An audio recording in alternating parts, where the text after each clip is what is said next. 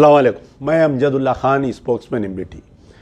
जैसा कि आप लोग जानते हैं कि तेलंगाना में असेंबली इलेक्शंस होने वाले हैं और इस सिलसिले में आज जो है बीजेपी की लिस्ट जारी की गई अपने कैंडिडेट्स की। बड़े अफसोस की बात यह रही कि जो शख्स राजा सिंह, जिसने आज से कुछ दिन पहले सरकार दो आलम सल्लल्लाहु अलैहि वसल्लम की शान में गुस्ताखी किया था, उसको फिर से दोबारा बीजेपी में वापस लेते हुए उसको गोशा महल का उम्मीदवार बनाया गया है। और ये बात पे कोई दुख और गम करने की बात नहीं है, लेकिन क्योंकि बीजेपी जो है सारे हिंदुस्तान में बीजेपी का जो रवैया रहा कि मुसलमानों को दिल आज़ारी करते आना, और जो भी बीजेपी में मुसलमानों के ख़िलाफ़ में रहा, चाहे वो मुसलमानों के क़त्ल में रहने दीजिए, मुसलमानों के अमलाक को नुकसान पहुंचाने में रहने दीजिए, उसको परवान चढ़ाया जाता है। तो जिस वक़्त राजा सिंह सरकार दो आलम सल्लल्लाहु अलैहि वसल्लम की शान में गुस्ताखी किया था तो इसको सस्पेंड किया गया था। मैं जब ही ये बात बोला कि ये मुसलमानों को खुश करने के लिए सस्पेंड नहीं कर रहे हैं, बल्कि राजा सिंह अपने ही बीजेपी के जो अदर कास्ट के लीडर्स हैं, अपर कास्ट लीडरों की गालियां दे रहा था उन्हें, तो एक बहाना बनाकर जो है मुसलमानों के साथ बदतमीजी किया बोल के उसको सस्पेंड किए। और आज जो है बिल्ली थैले के बाहर आ गई। बीजेपी का ट्रू उनका जो भी अंदर की जो फ़िरका परस्ती थी वो वाज़े हो गई।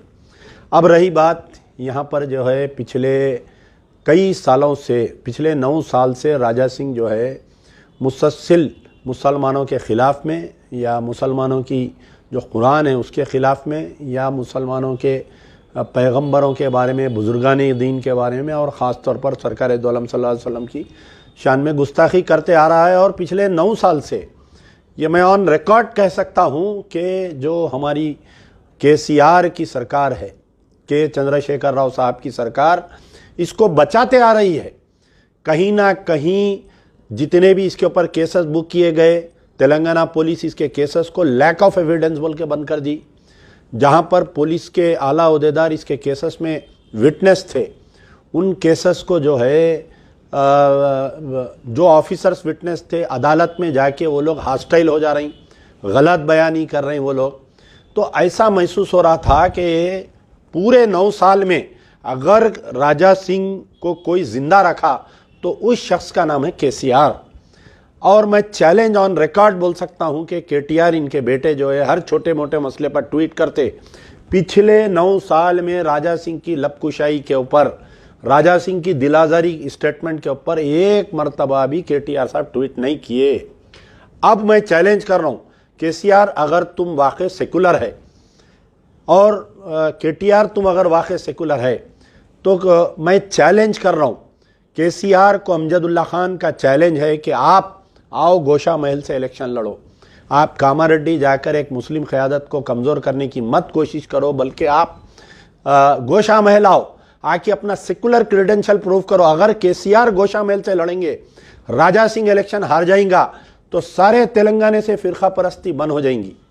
आज बीआरएस से मुसलमान नाराज़ है, आज बीआरएस को वोट नहीं देना चाह रही। केसीआर का एक कदम जो है पूरे मुसलमानों को वापस ला सकता, बीआरएस की आपके साथ में वापस ला सकता। या तो केसीआर आप लड़िए, केटीआर आपको मैं चैलेंज कर रहा हूँ कि आप एक बेहतरीन, आप अपने आप को बेहतरीन एडमिनिस्ट्रेटर मानते हैं, तो हम उम्मीद करते हैं अगर केटीआर लड़ेंगे गोशा महल, और वो कॉन्स्टिट्यूंसी भी डेवलप होंगी।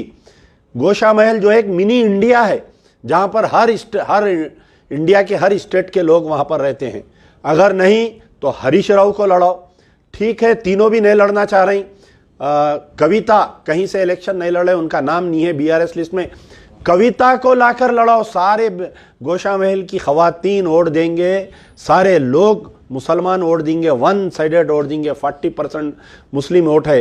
तो आज हमारा मुतालिबा है, अगर केसीआर साहब या केटीआर, हरीश राव या कविता, अगर तुम सच्चे सेकुलर है, अगर तुम मानते कि राजा सिंह जो है मुसलमानों की दिलाजारी किया, सरकार दो आलम सल्लल्लाहु अलैहि वसल्लम की शान में जो गुस्ताखी किया, उसको तुम गलत मानते, तो आओ, अगर दम है तो गोशा महल में लड़ो। अमजदुल्ला खान तुमको खांधे पे बिठाकर पूरा गोशा महल फिराएंगा। खाली नॉमिनेशन डाल के तुम घर में बैठ जाओ, सारे गोशा महल के मुसलमान हिंदू मिलकर तुमको एमएलए बनाकर और गोशा महल से उस जलील, उस नापिकार, उस हरामी का मुंह काला करके हम भेजेंगे यहां से यार।